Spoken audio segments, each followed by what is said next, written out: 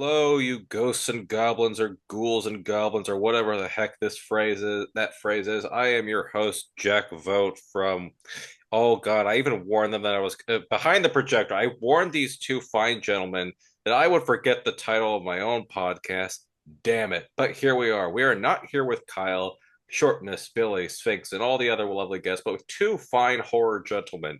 We are here with Mr. Lovewell of TikTok Frankenstein. Am I saying the profile correctly, sir? Yeah, use it. TikTok, Frankenstein, Mr. Lovewell loves today. Whatever works. Thank you, sir. And with the Abby Picture Show, I hope I got the title correct on that one as well. We are here with, Indeed, you did. thank you, sir. We're here with Mr. Abby Normal. How are you doing, sir? I'm doing good. A lot scruffier than I usually am, but I'm doing good. Wait a minute, Mr. Lovewell Lovegood, Frankenstein, you're over there. Then who's over that over here, Oh my standing God. right behind me?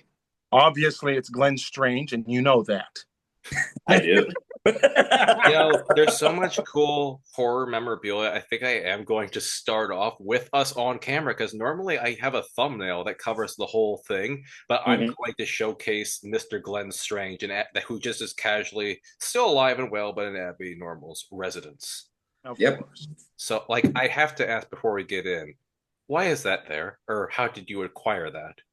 So, this is always a fun story. There's one ultimate Halloween decoration I've always wanted. Something that would just change how I decorate everything because it would always affect everything how I do it. But I always wanted a mannequin to decorate for Halloween because you could dress it up however you want.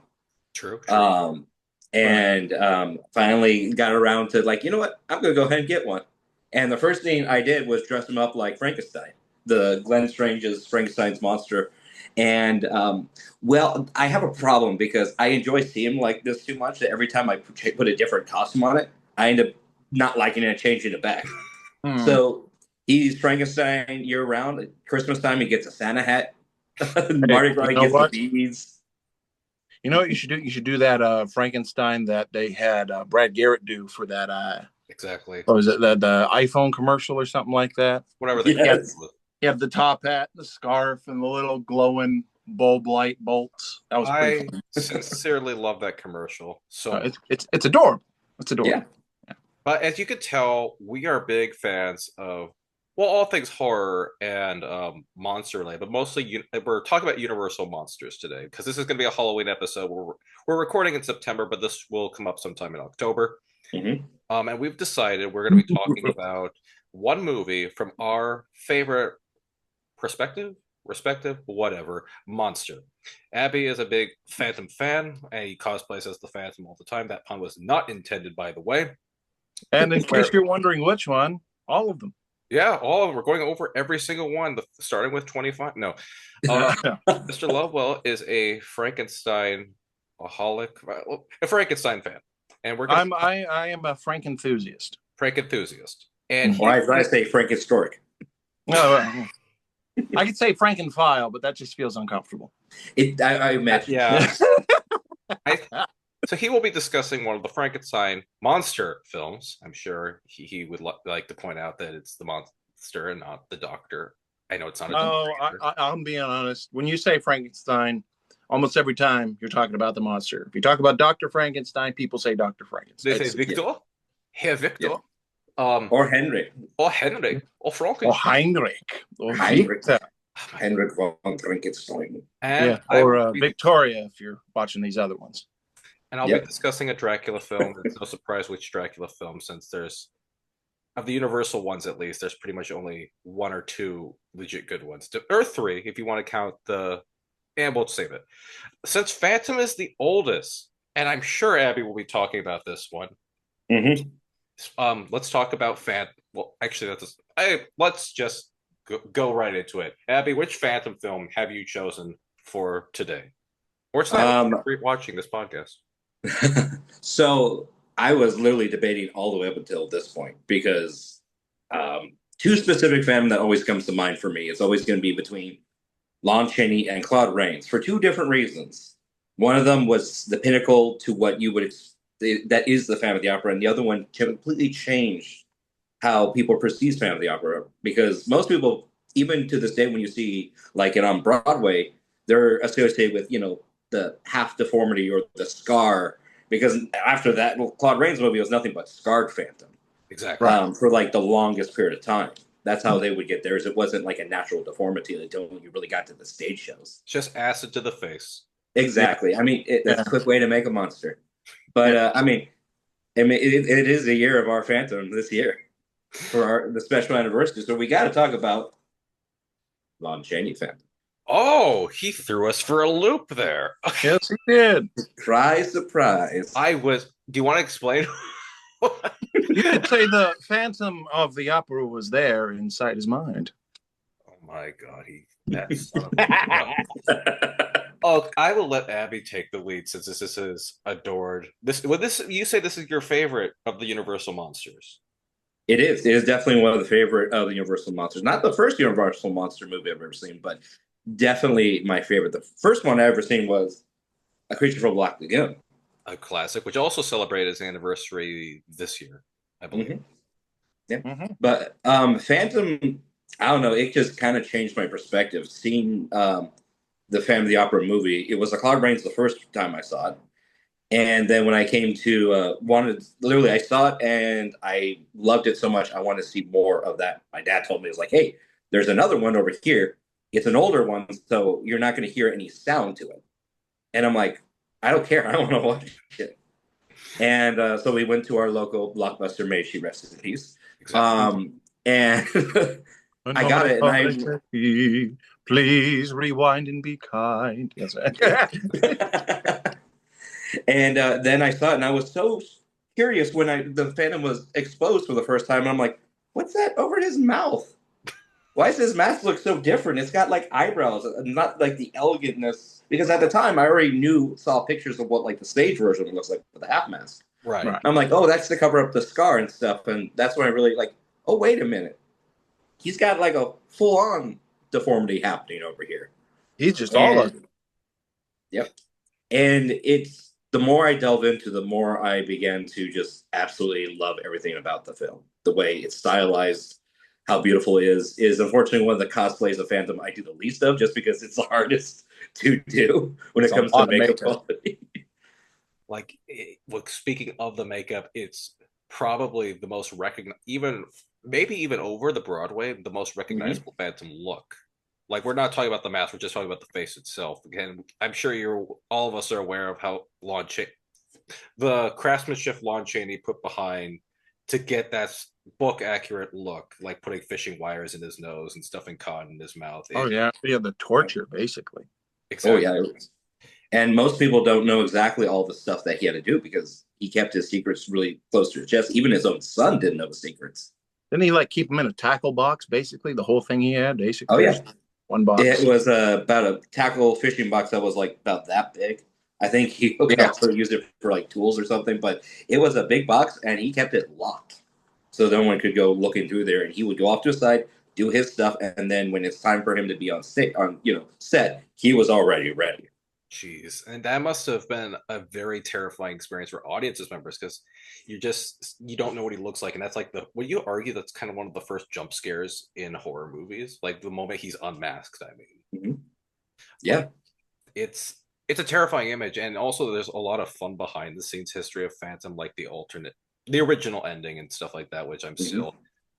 I don't think I've ever heard of this. You never heard of the original ending? Oh, do you want to take this, Happy? Yes, please. So, in the last quarter of the film, after Raoul and the Persian are trapped in the torture chamber, and Christine gives the choice between saving them and letting them die, but at the same time blowing up the opera house. After they save him, she agrees to be with the Phantom, to marry the Phantom. She basically he sees how much love she has for that man, and in it true almost book accurate, he says like, take her, you can have her, she loves you. And he goes to his organ and he plays a thunderous music, and then he collapses to his death, basically dies of a broken heart. And at the end, all those angry villagers, they're still there. They come storming right up to them, and they see the Phantom dead on the organ. And they don't feel anger or celebration. They feel pity for him. They do have photos of it too. There are some Mhm. surviving photos of that ending, and the audiences back then just sucked. Yeah. They did Well, not. that's how it goes. What's It up? also created a mandate to Universal Monster movies that the monster must be destroyed at the end of each film. I hate that too. But as you know, they worked their way around it. It's like, oh, yes, he was defeated, he was destroyed.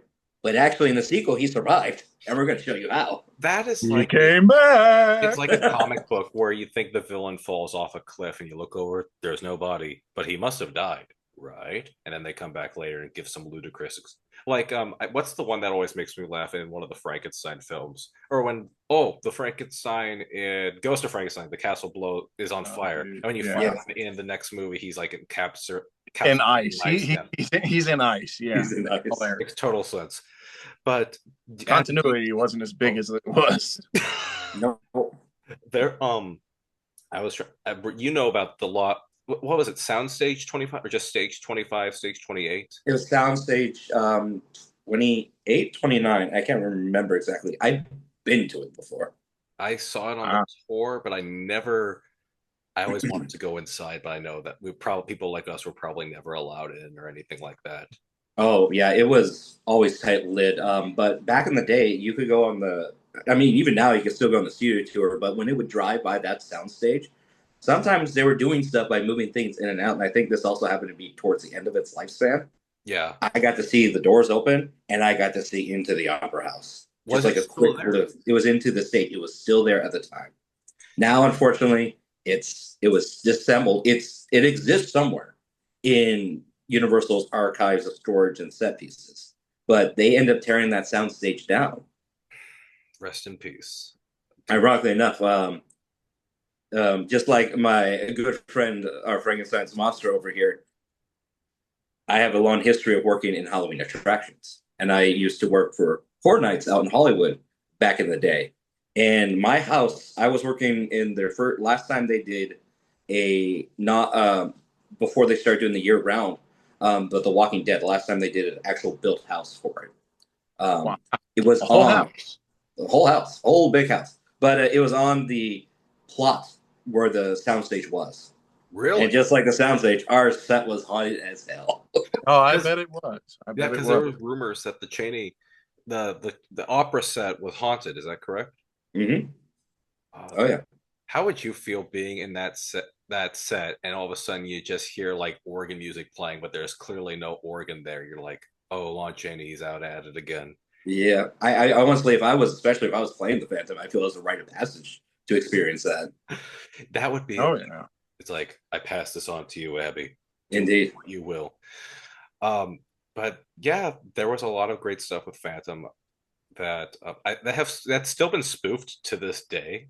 Like, I think Oh yeah. most of it I've seen mostly from the Claude Rains version. And now and then you'll get some spoofs of the Lon Chaney one, which is pretty cool to see. Yeah. Mr. You Lovell, know. oh, so go ahead. Yep, go ahead. No. You're talking about the Claude Rains Phantom and how it definitely had an influence on the Phantom going forward. What do you like best about Claude Rains' performance as the Phantom? What I like best about his performance as a Phantom is number one, it coming off of a completely different type of movie than the Lon Chaney one. Right. It was you Claude Rains Phantom. Most people don't necessarily consider it the scariest of the Universal Monster movies because it is a lavish, beautiful film. The performers are actually singing opera. The everything was in color, and that was the first time Phantom was in color.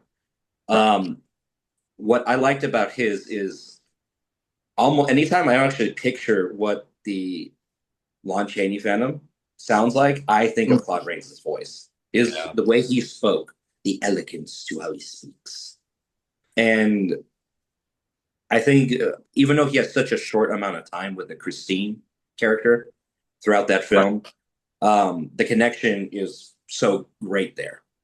And it's so different than what they originally intended to later on because there's supposed to be a sequel to that film. Oh, really? Yep. It was They were supposed to be Love Never called Died, or Love Never Died. Oh, too soon.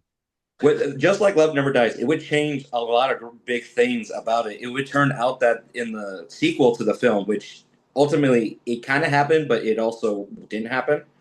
The sequel to the film was the Phantom was supposed to be, survive the collapse of the opera house at, down the cellars at the bottom of at the end of the movie. And it would turn out that he loved Christine, but not as a mentor and like in love with her, but he was actually supposed to be Christine's father. And he just wanted to reunite with his daughter and spend time with his daughter. And it ultimately didn't happen because Claude Rains was currently at, I think, with Warner Brothers. And back in the day, when you're booked to a studio, you're to that studio. Yeah. Right. So there's a Boris Karloff film called The Climax. And it kind of follows some similar beats to that, without minus the deformity and everything. But at the same time, it also goes to show like they shouldn't have done that. They really should have not have gone that way, and I'm kind of happy they didn't. But I think Claude Rains is honestly my favorite of the masks when it comes to any of the movie masks, just because I love the elegance of the style, and it kind of does feel like it was pulled off of any one of the other actors they had him. They literally a scene where they think this person in the family pulled the mask off, and it turns out it wasn't him. I do love Rains mask. Oh, sorry, I interrupted. Go ahead. No, I was just agreeing. Go ahead. I was just gonna say I love the Claude Rains mask. It's actually the one that I think of the most of the Phantom, even over the musical and the Channing one. Mm-hmm. And I'm also a little biased because I will fully admit, for not just horror reasons, but Claude Rains is my legit favorite actor. I love him in Casablanca. I love him in Mr. Smith Goes to Washington. I believe I haven't seen the movie, but I think he's in Alfred Hitchcock's Notorious. And I also love him as Prince John in Errol Flynn's Robin Hood. The man was one of the great villain actors of his time. He was, and he absolutely hated it. He hated being pigeonholed. That's one of the reasons why the deformity was only on one side, is because he didn't want to be a full makeup, because he didn't want to become a monster actor to become a villain actor. And of course, it just kind of kept him going for good villain roles. Oh, and I forgot the Invisible Man. How could I forget that one? He's the Invisible Man too. Yeah, he didn't have any makeup on then. There you go. Like, turns out it just kept coming to him, and God bless him. It made him somebody. It's understandable to be frustrated with being put into a stereotype niche. Also, he was pretty short, if I remember right. Yep. Fun fact: him and Lon Chaney were roughly around the same size. I think Claude Rains was only 5'7". I think Lon Chaney was just like 5'7.5". They were not very tall people. I remember watching a documentary where he was in a romance film, and they had to build like a platform for him to walk up to talk to his female lead. That's too funny. Yeah. I have another great little factoid about. I know I'm supposed to talk about Lon Chaney, but this is why it was so hard to talk. I know too much about both. Yeah.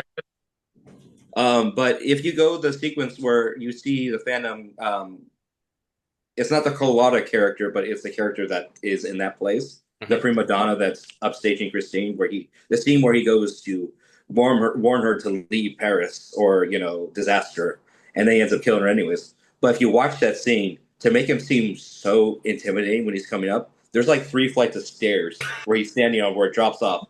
And when she comes up to him, it looks like he's taller than her, but that's because he's so high up over there. That poor man. No, I don't. I shouldn't say that, but you got to say it's a wonderful situation where the size of the actor is 10 times what his actual height is, and that's always a good thing. Yeah, I mean, you look at Robert Downey Jr. He's one of the shortest when it comes to the entire team for the Avengers, but everyone knows Iron Man. Everyone knows Tony Stark. Everyone thinks of him when they think of the Marvel movies. Really? Oh yeah. I thought they were gonna think of Doom. Or too soon. I wonder how big his 2 boots are going to be for Doctor Doom. Oh yeah, he's going to be wearing the Frankenstein platforms for Doctor Doom. You can bet money on it. He had specialized heel shoes to make him still taller in the Avengers film. But back to the Claude Rains.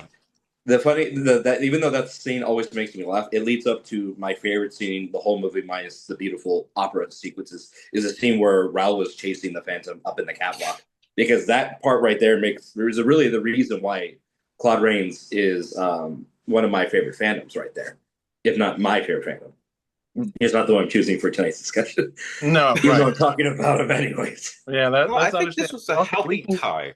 It's like a Yeah, healthy tie for both of them because, in a way, it's been described the Claude Rains one is technically a remake. I mean, it's not the same plot, but I've yeah. heard it described as a in fact, isn't the Opera House the same actually? Literally the same opera house, same sets for everything. It was they used the same one. It was so good. I'll count it as a remake then. There you go. Yeah, yeah. yeah, It is. It is basically a remake.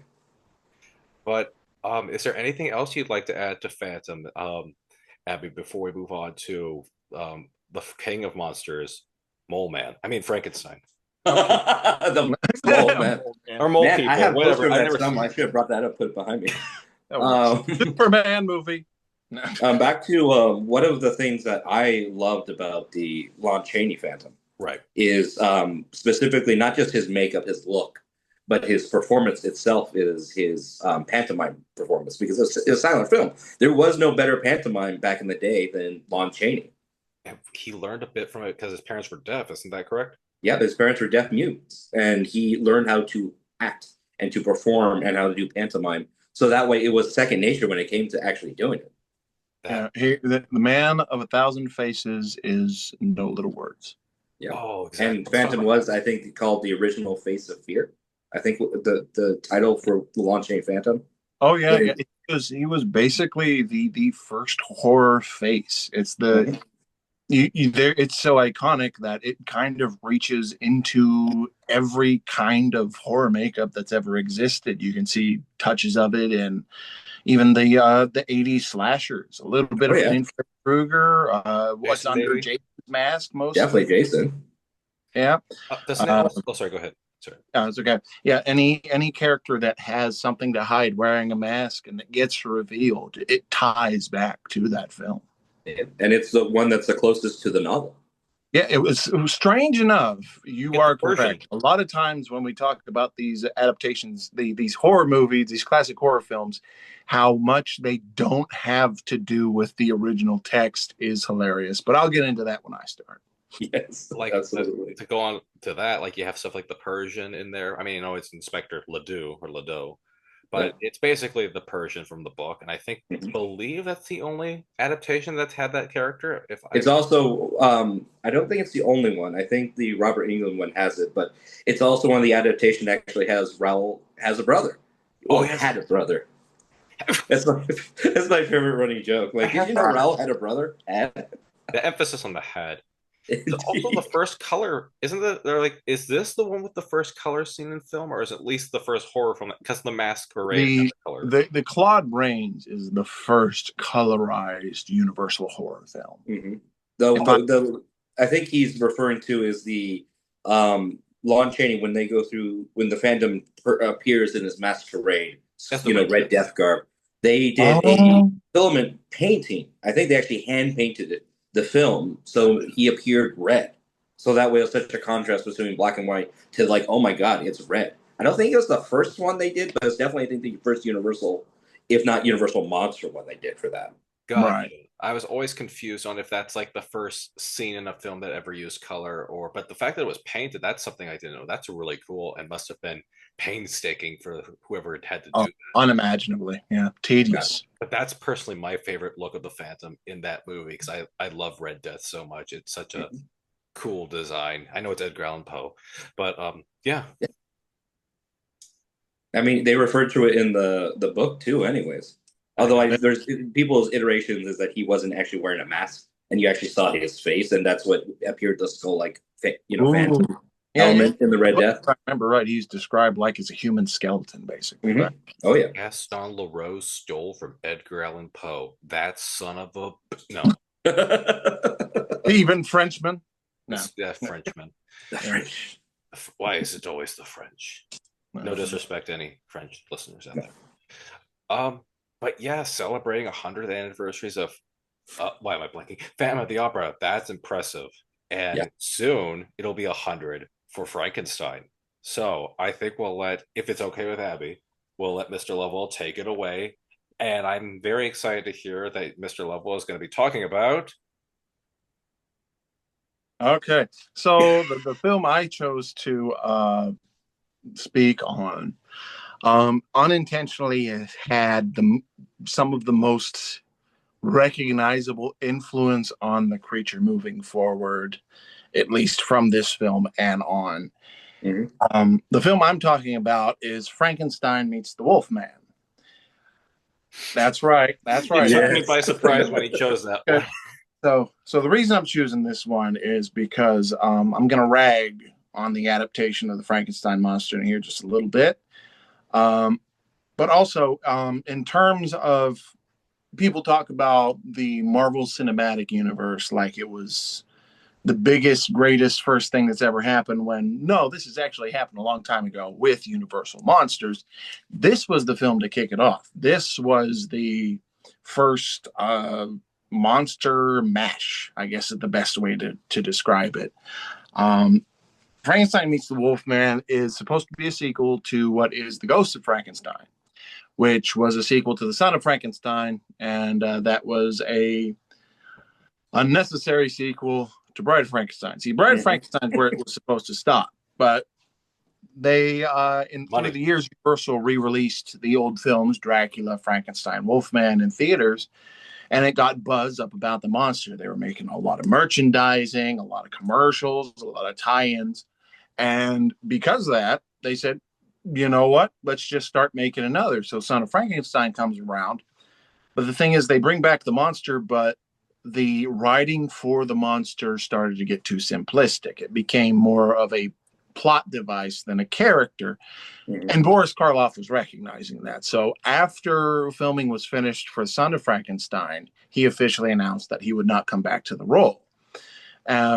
Also in Son of Frankenstein, they bring him back to the point where he's not speaking anymore. They regress him, which is explained by him getting struck by lightning. Because, you know, the one thing that empowers him harmed him, I guess. I don't know. It's like a restart. So, yeah, and then in that movie, another character played by Bela Lugosi is introduced. His name is Igor. That's Ygor. It's not Igor? No, it's Igor. Okay. Oh, yeah. Yeah. I felt in that. No. No, the character Igor, which is probably a character that is most referred to in the same idea as Fritz, the Hunchback, because in fairness, he is shaped like this a little bit, so he kind of looks like a hunchback. Problem with that is Igor, played by Bela Lugosi, has a broken neck, so they padded his shoulder so he could just have it over to one, so he would look like he had a broken neck. He was tried for grave robbing, was hung, his neck broke, but he didn't die. And therefore, he got to go free because, well, we tried killing him once, can't do it again. Isn't it like he's legally declared dead, so they can't try it? I think that. Yeah, that's the idea of it. Yeah, he's legally dead, so he can't really be. I mean, it's double jeopardy, I guess. Have that. Oh yeah. Also, by this point, they call the village the town of Frankenstein now, even though it's a curse upon their land. But anyway, I move on from there. So Igor is a character that is the main antagonist. He is the monster's friend. He's his caretaker. So the monster does whatever he tells him to. So he uses the monster. The Son of Frankenstein comes back, played by Basil Rathbone, Wolfgang Frankenstein. He gets the Frankenstein itch to make the monster strong again. He does. The monster kills the men who convicted Igor, and from there on, he tries to harm Frankenstein's family, and then the monster gets thrown into a pit of boiling sulfur, and that's defeated. Ghost of Frankenstein comes around. Boris Karloff didn't want to come back to the role, so they got Lon Chaney Jr. to play the Frankenstein monster for this outing, where Igor is apparently still alive after being shot in the chest in the last movie, and that was how he was dead, but he's not dead. The makeup for him is a little bit more simplistic. He had rotten teeth, and then they just took the teeth away for the next one because Bela Lugosi's teeth were terrible. Anyway, so they didn't have the need. In this movie, Igor takes the monster to the other Son of Frankenstein that just so happens to exist.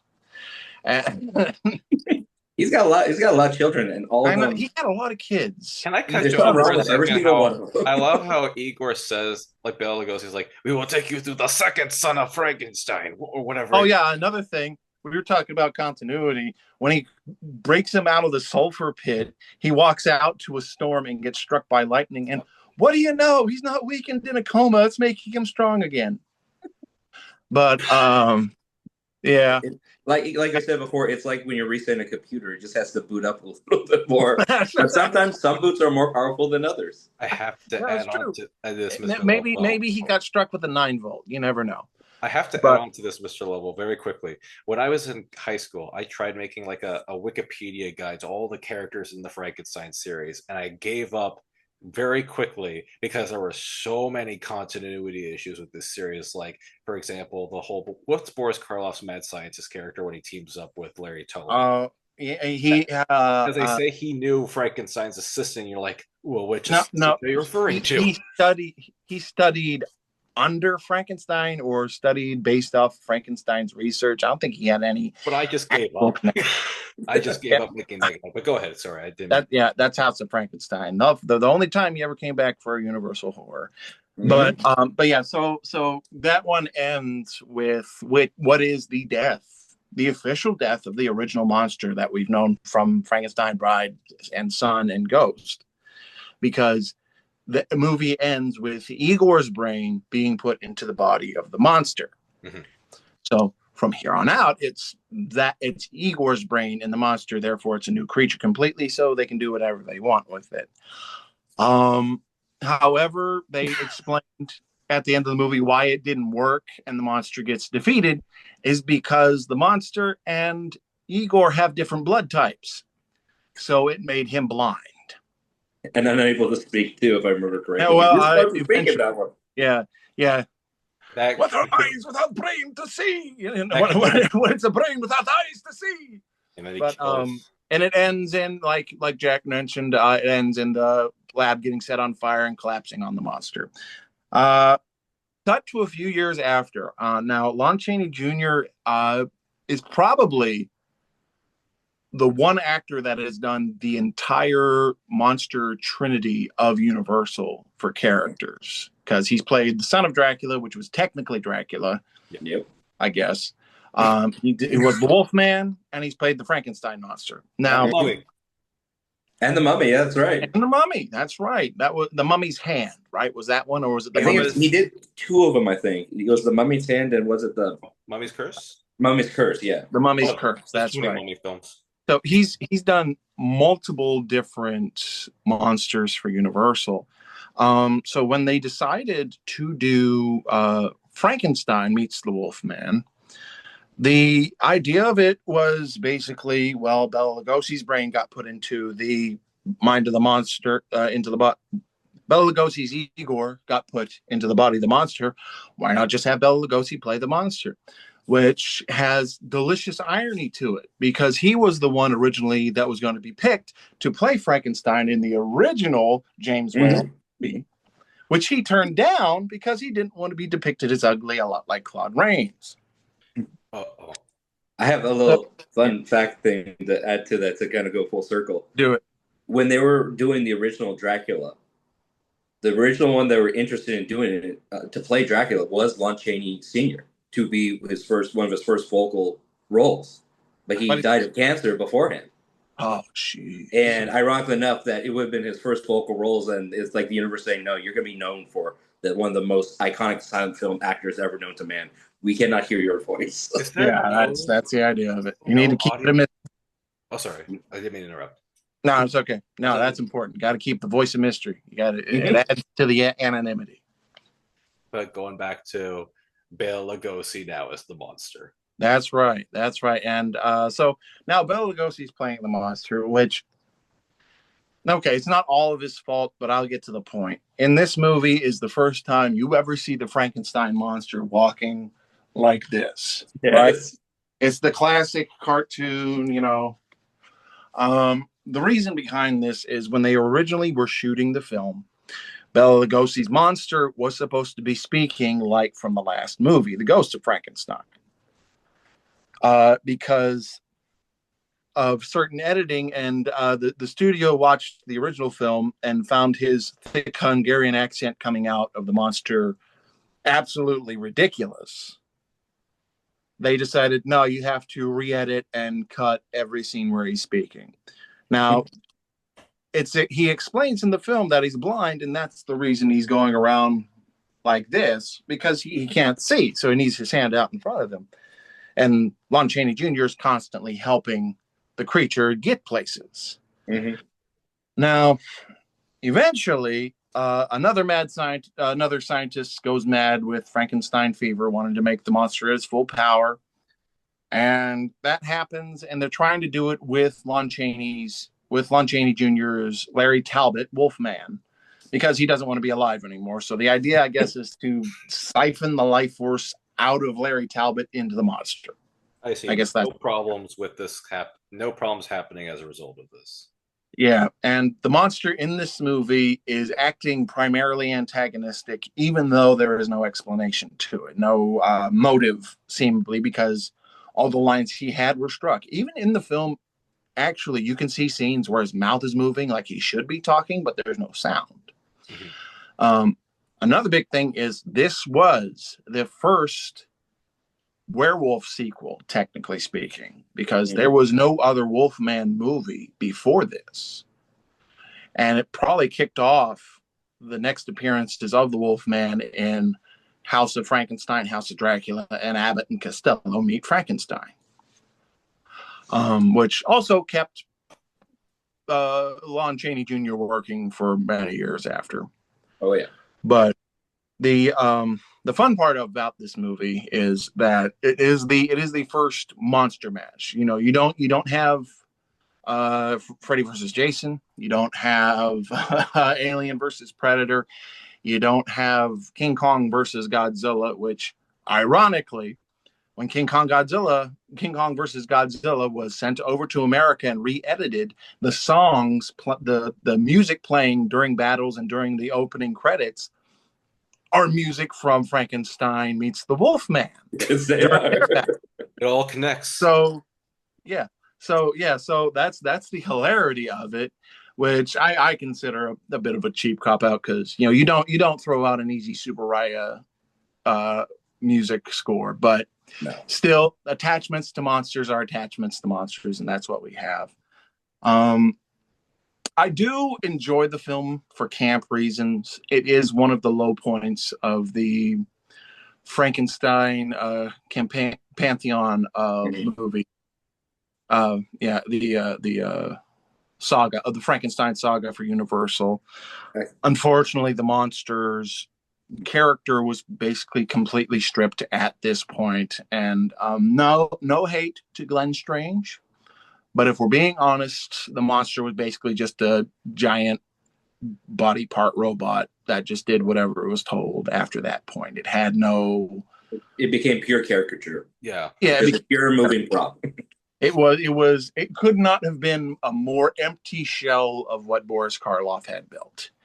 Even with when Bela Lugosi's playing him, at least he has some agency in what's some agency, but it's unintentional. And that's because they cut out those scenes. Because they cut out the scenes that gave him any character at all. I heard the script is out there that actually has the lines. I don't know if that's true or not.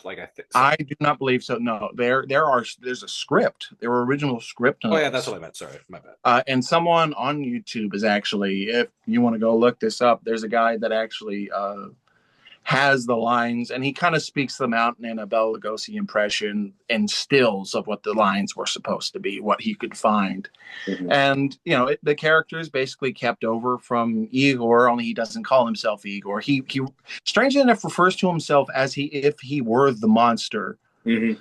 It's almost as if the body were taking over the mind, which I think is a pretty interesting idea, because in Son of Frankenstein, they for some reason get into the science of how the monster works. Like, he apparently has a healing factor, like Wolverine. Exactly. Yeah. He has like 4 bullets lodged in his chest that basically are just there, and he has no problem with them being there. which, it's probably reference to Bride of Frankenstein when he gets shot when he's trying to rescue the girl from drowning. Yeah. But another big thing about this movie that I don't understand is it's probably one of the first Frankenstein movies with a musical number. I knew he was gonna go to you mean the Village song? Yes, the Village song. Everyone loved the Village song, Mr. Lovell. Everyone loved it. Yeah, right. It's like the Transylvania Mania. I can't my Monster Mash for Music Man. Thank you. He doesn't know the territory. Yeah, I love musicals. Don't get me wrong. I've been in musicals, but it's just so out of pocket. It's almost like they don't know what to do with the writing for so long. They're just like, musical. Yeah, they run away. That's right. But yeah, the monster choreography, I will say, for the fight was pretty astounding. Bela Lugosi obviously did not really do any of the stunts because the man was pushing 60, maybe 60, 70 around this time, if I remember right.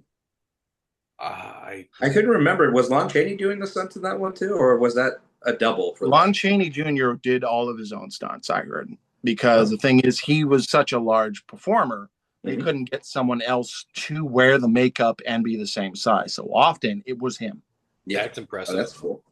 And yeah, he was so much taller than his father. yeah, he was. He was a large fellow. There's a whole idea. Wasn't there a scene in The Wolfman where he was going to fight a bear? Does anyone remember that? I think there was.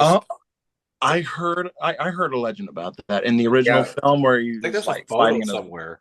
I think the legend that I heard is that when he came to set and he saw Lon Chaney Jr. saw a real bear and he said, "I'm not doing that." What? A real bear? Yeah, from my understanding, it wasn't a person in a bear suit. They were really had a bear. They were brought on the set. It's like, "Oh, this will be fine." And he had a long discussion with the producers, and he ultimately decided not to do that. Good on like I said, this was just a legend that I heard from it, but if I understand, it was a real bear. Did that book that Leonardo DiCaprio did a film about, did that exist at this time? The Revenant? Did The Revenant exist at this time? I think it did. So it might have been just like, oh man, even worse. Even worse. So, let's do another remake of The Wolfman. Cast Leonardo DiCaprio and put the bear scene in. There we go. There we go. Yeah, Leo Wolfman. The hashtag Leo Wolfman. Oh dear God! But where would you have to go after someone younger now? But where would? Oh no! He's that kid. Where would you rank amongst all the Frankenstein films, Mr. Level? Where would you rank this one? The Universal of the Universal Frankenstein films, including the House series and the Abbott and Costello ones. If you could pick, if I'm being fair, I would rank it dead last. Well, okay.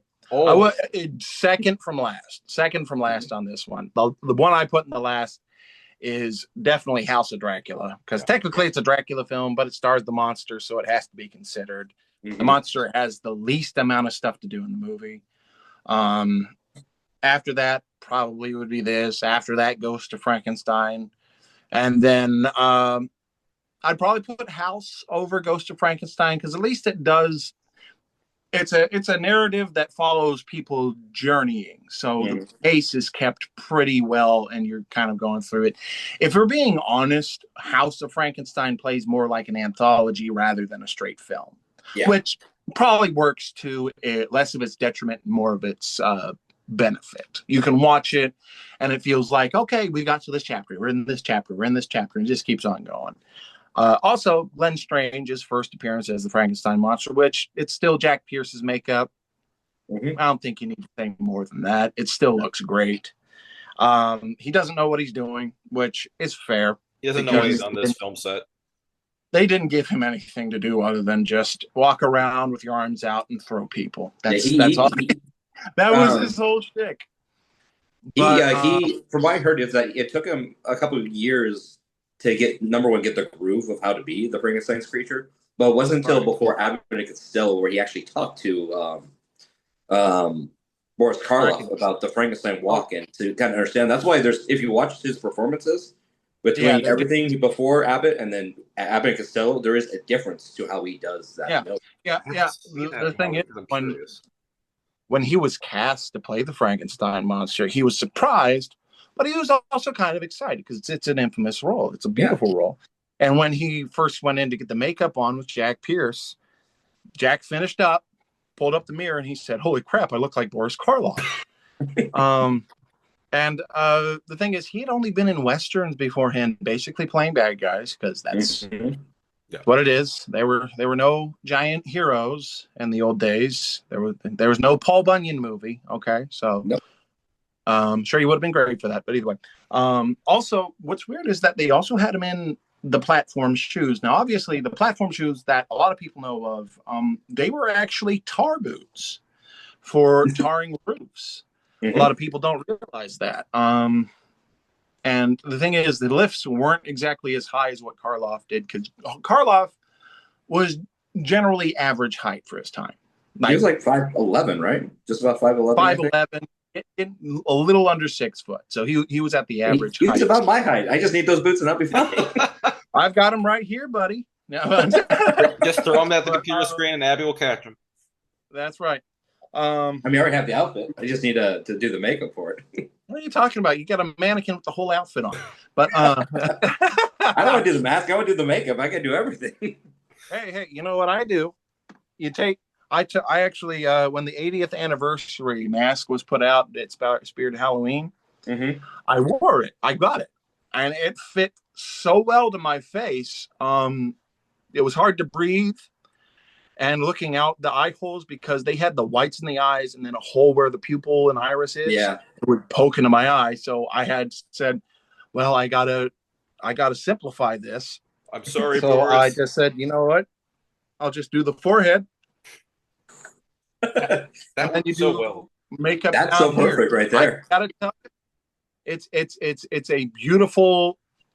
Like, you don't understand how much less makeup it takes. I swear, when I saw that for the first time, I thought that was like an appliance that you had bought from like a makeup store or Etsy or something. I was like, "That's." I get paid to wear that. Yeah, a lot of people they really enjoy it.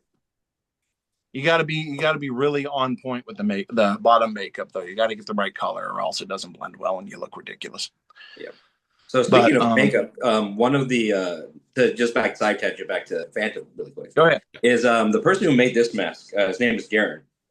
Is Studio DFX, I believe, off of Etsy. You could find him or on Instagram. I was talking with him. Shameless plug. I have so many of his masks. Like I said, I have crates of Phantom masks. I lost count after 60 something. But I talked to him a while ago because I found a great prosthetic for the forehead, prosthetic for the cheekbones. But there is no Phantom of the Opera nose that exists. And I talked to him, and somewhere along the lines, he's going to develop a prosthetic Phantom nose. So that way I could actually do the full makeup. I would love that. I have one or two of his masks. I have his the appliance for the makeup for the 25th anniversary Phantom that I used last year. I still have it, but I always need someone's help to put it on because I have no idea what I'm doing. I'm terrified I'm going to destroy it. But I remember I know we're going on the Phantom again. Sorry, Mr. Lovell, just bear with me. No, that's all right. Keep going. I had a makeup theater class, and they said do a design that you really like for like your final, and I did my absolute best to do like a makeup version of Lon Chaney's Phantom mask, just with shadows and all that, because I didn't know what I was doing with the nose and all that. But even back then in high school, I still wanted to do that design, that specific look, while everyone my theater sphere would be like, "What is that? He doesn't look like that. He's supposed to look like Ramin Karimloo or Gerard Butler, any of those things." Yeah. But yeah, I if you ever find out if he ever makes that appliance, I hope you do that, Abby. I would love to see you do. I'll let you know when he does it. He did start a clay the process with sculpting it, but I think his dog kind of nudged it with his nose, and it kind of squished the nose even more. So he had to restart.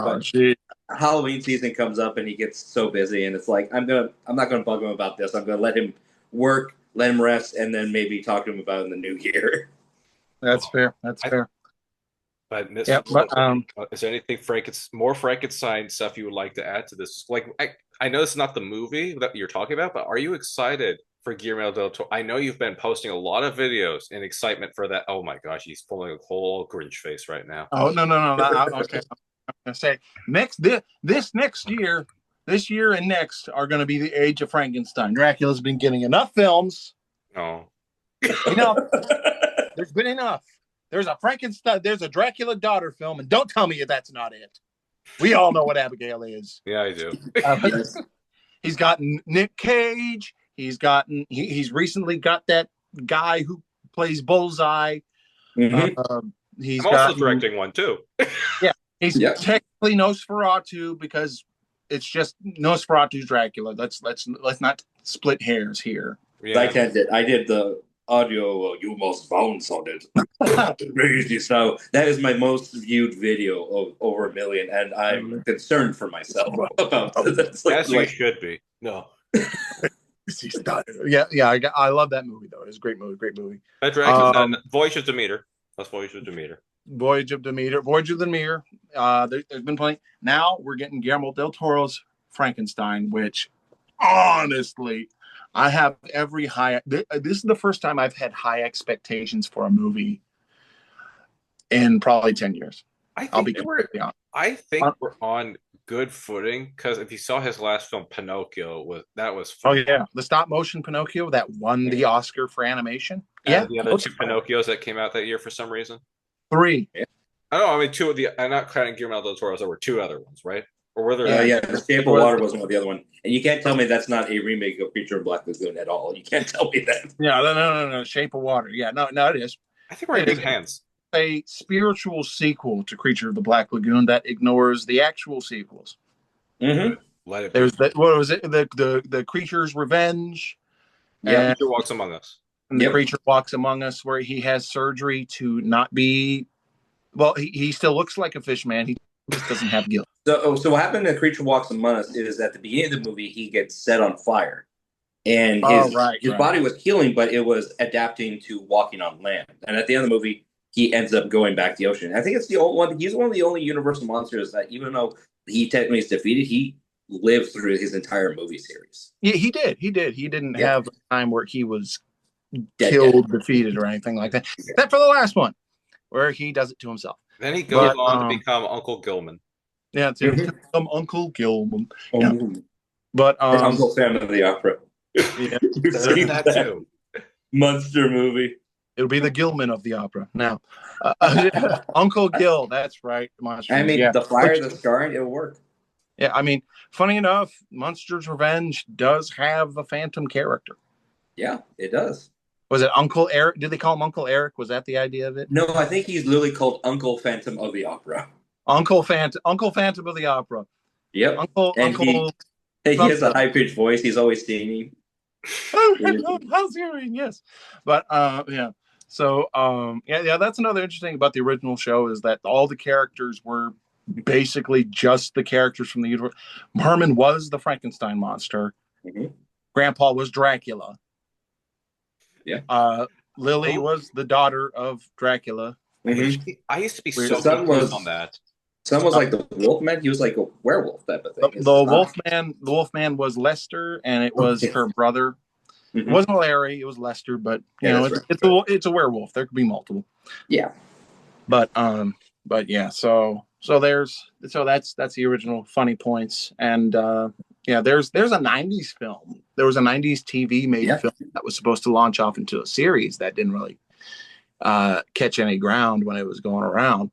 It's called Here Comes the Monsters, where they basically reboot it into the 90s modern day of them arriving around this time, which it definitely has a very good story. It probably hits a little bit more politically now because it has a very large commentary on immigrants. Mm-hmm.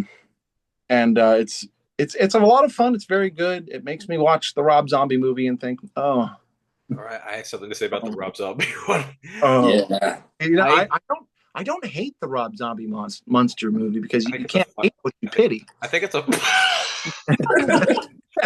fun bad movie if that makes any sense. I enjoyed the grandpa the most out of that movie. Yeah, he felt like I don't know the name of the actor, but he was basically just channeling Al Lewis throughout his entire performance. There was not a single scene I didn't enjoy him in.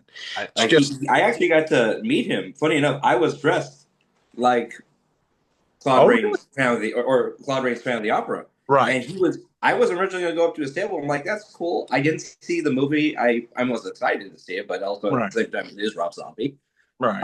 But he literally pointed at me. He's like, "You, I need a picture with you." There's no one in here that's dressed like a classic monster movie, and you're dressed like Claude Rains' Phantom. So he's obviously a fan of these types of movies then. Okay. Oh, yeah. Also, funny enough, you had a celebrity point you out and drag you for a picture. I got Eric Estrada because I was at Colossal Con East up in Sandusky, Ohio. Mm-hmm. He was one of the celebrities there. He had his own booth out and whatnot, and I was in full Karloffian Frankenstein garb. He sees me walking by, and I'm like, ugh. He's like, hey, Frankie, come over here, come here. And it's, and he actually posted a picture of me to his Instagram, so that was pretty cool. Yep. That is cool. Like, it's something you have in common. I had something of an encounter with Bela Lugosi Jr. When in high school, we were doing a production. And I've told this story, I think, before on the podcast, but I'll say it again because I really like this story. It's your podcast. It's my podcast. It's my rules. Whatever. I'm gonna annoy you all to death. We did too late. Yeah.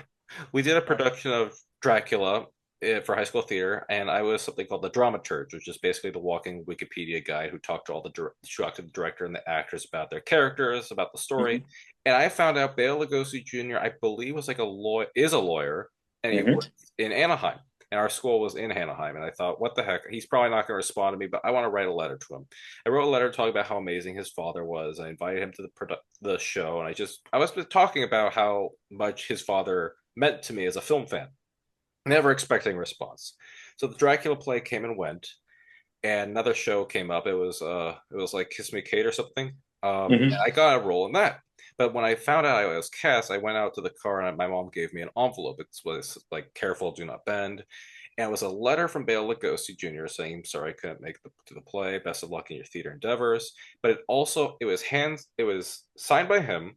And it also was accompanied by a photograph of his father in Dracula attire, also signed by Bill. And I'm looking at it right now. It's on my wall. It's next to my Stan Lee autograph. It is the most prized possession I have. And I want to go to a horror convention and show it to him one day, say I still have it. But that's my horror story. I mean, you're in California, there's some of the best chances to meet these family members for our, basically our Universal Monster heroes. They tend to go to those conventions more often because they live out in California. I have my then you're saying there's a chance. There's a chance. I know he was supposed to be the year I met actually think I got to meet him. Oh my god. I don't know if I got to meet him or his son. Because he had a booth. It was at the it's not the Monsterpalooza, but it's the one that they do for Christmas time too. Okay. I think yeah, it's the one that's in like Long Beach, I believe. Okay. Right. It's not Long Beach Comic Con or anything like that, then. No, not Long Beach Comic Con. Is they do a lot of like haunted house advertising. Oh, okay. It wasn't like a Fangoria convention, nothing like that. Yeah, kind of. I just can't. God, I can't remember the name. It's a big one though. It's but they had Boris Karloff's family there. They had Lon Chaney Jr.'s or Lon Chaney's family there. They had and Bela Lugosi's family there. But I think his son was sick and he couldn't make it, or he was there. But I got to talk to quite a bit, and that's where they're showing off the Trick or Treat Cape replica for the stage version that they were selling. That looks so cool. I've seen pictures of that cape. I have that cape. I used it a lot in some of my Phantom videos. It is beautiful. It is heavy. It is heavy. I believe it. It look. What is that? That is that full like silk or wool? Wool. Yeah. Wool on wool. Oh my god. And it's got a metal wire kind of a little bracket in the back to keep the flail up. And man, it'll stay on your shoulder well and you tie it on there, but you can't do a whole lot with it. It's heavy. Got to be a good 10 pounds. Yeah. Yeah. Well, I'm sure it makes the whole dramatic flair kind of thing work pretty well. I think there's a photo of me wearing that as Phantom. I think I'll send it your way. just so y'all could see it. I was actually at a convention dressed like Phantom for one of the times, but it was a Broadway version. Right. And I wanted to do photos with the hat and the cape, so I finally got around. So there's a photo of that, and you can kind of see how thick it is. And you can see in the photo, I can't really raise my arms too well because it's so heavy. It looks almost intimidating, honestly, from the pictures I've seen of that thing. Yeah. It looks amazing, but I'm like, I think I'm going to sink to the ground if I wear it. Yeah, I actually got to wear the one they're advertising too as the Claude Rains Phantom as well. So I think there's a photo of that from that convention, from the same one that I met the actor who was in the remake of the Monsters. So right. If we could quickly end on just one last film, because I know we've gone over an hour now, but this one was the one that I picked up. It is Dracula, and I don't really have much to add because I have said most of what I've said about Dracula over the years, but I want to just say I love how Bela Lugosi plays him. I love Dwight Frye in his role as Renfield. Dwight Frye does a lot of reprising in Universal, and he's always extra, and he's just as powerful as he needs to be. He's in at least, I think, 3 Frankenstein. Like someone says, he's somewhere in that near. He's somewhere in Son of Frankenstein. He's not. Yeah, he is in Son of Frankenstein. So here's how it goes. So first he's Fritz in the original Frankenstein movie, the hunchback assistant who gets hung on a chain. Good for him. Good for him. Good character. He comes back as another grave robbing assistant, Carl. Who weird enough, something that was cut from the film is that there was murders happening around the village that were being blamed on by the monster, but it was actually a murder that Carl. His character, another character, did. I think his name is Carl. Yeah, and then in the third one, Son of Frankenstein, he plays one of the villagers at the very beginning, who are complaining that the son of Frankenstein's coming to live in the village. He's gonna kill me again. He's killing my ancestors. Yeah. They're finding one way to kill me off in this movie. If you remember Young Frankenstein, strange enough, actually takes the most from Son of Frankenstein out of all of the parody they have. Like it has the Inspector and all that. Yeah, Inspector in the movie. Inspector Krogh. I think his name's relatively similar with the whole wooden arm thing. I mean, there's no eye patch or anything, but the whole wooden arm, and apparently a continuity error where the monster apparently tore his arm off when he was a child. Oh yeah, which is kind of inconsistent because the monsters, like throughout the entire saga, was never one to harm children. I mean, Ghost of Frankenstein has a scene where he befriends a young girl and wants to take her brain, but it's not out of a monster's idea. He wants to have her brain because it's an innocent little kid's brain, and he wants to be a part of. He wants to have her around. So he figured, she was bullied basically. So he was like, if you have me, buddy, you be strong. He doesn't talk though, but he's trying to help her, not trying to be an antagonistic. He wasn't trying to be villainous or cruel or evil. It was out of want of wanting his friend to be safe. Because I think the creature probably at that point, because surprisingly, Lon Chaney Jr. does pull off a little bit more characterization than he ever really had to. Yeah, because there are scenes where he's looking at different things and he's got those moments of introspection, and it's very well done. He's also terrifying when he's playing as Igor as the monster, I think. Like when he does smile. It's a dubbing over of Bela Lugosi speaking. I am not Catherine. I am Igor. But yeah, I didn't rewatch it, but you guys have seen the Spanish version of Dracula, right? I have. Yeah. It is such. Okay, I love Bela Lugosi. I love Dwight Frye. This is such the superior film. It kind of draws a little bit more from the book too. It does. Like they actually take plot point. I know I'm supposed to be talking about Bela Lugosi's one, but this one is such so underrated. I actually did a report for it in Spanish class. Luckily, we had to watch something Spanish. I'm like, okay, and so I picked up the Spanish Dracula. They talk about what happened because they talk there are in the bleh, in the Bela Lugosi film. There's a lot of subplots that are just left or dropped or never followed up on, like Lucy, for example. Van Helsing's like, "I promise she'll be set free," and we never follow up on that again. In the Yeah. Spanish version, they actually have a resolution. You just hear the a scream, I believe, or you hear a stake, and Mhm. they say Lucy's soul is now set. Oh, look, there goes Drenfield. Let's go follow him. So they actually follow up on stuff, and it's a lot more, I guess, violent for the time and less tame than the Bela Lugosi. Like, in Most foreign films were able to be. yeah, spoiler alert Yep. for this '30s film. When Bela Lugosi strangles Redfield, he just goes tumbling down the stairs. It's still graphic, but it's nothing compared to what happens in the Spanish version where he strangles him and then just chucks him off the staircase. That's just I love a good ragdoll fall. It's Yeah, you my got a lot favorite of thing watching those old films. I really enjoyed the Spanish version of Dragon, but I feel bad because I can't. They're not. The actors' names escape me because we're so entwined with knowing Bela Lugosi, Joy Fry, Edward Van Sloan, whoever plays Harker, whose name David Manning, I think his name was. David Manning here. No one remembers Harker. No. Making a movie called The Harker Journals, whatever. But I love both versions of Dracula. I have not fully seen Daughter of Dracula, which shames me. Here's why. I only watched it on like a horror movie channel, and I never was able to get a copy until fairly recently. So I'm going to try and change that. I have seen Son of Dracula though, and I'm just bored every time I watch it. Yeah, no, it's not good. It's very not good. Announced. He tries. I started like I was really into the Son of Dracula so much until it got to the point where he's trying to put his coffin out with a piece of 2x4, and I'm like, you lost me there. Like I put it out fire, I'm gonna whack it with a 2x4. Like I not a fan of that movie. Not a fan. And John Carradine is. I mean, he's a little book accurate in design, I guess, but yeah, it's not. It's just I'm so used to Lugosi, I can't really see that as the universal Dracula all that much. He's the universal Dracula in the idea that Bela Lugosi is the universal Frankenstein. There you So go. That's a good comparison. that's it's I do find it interesting that all of our choices are the most when it comes to the idea of the characters are the one that had the most longevity Yeah. of what the attributes, the characteristics, and what the monsters look and acts like. right.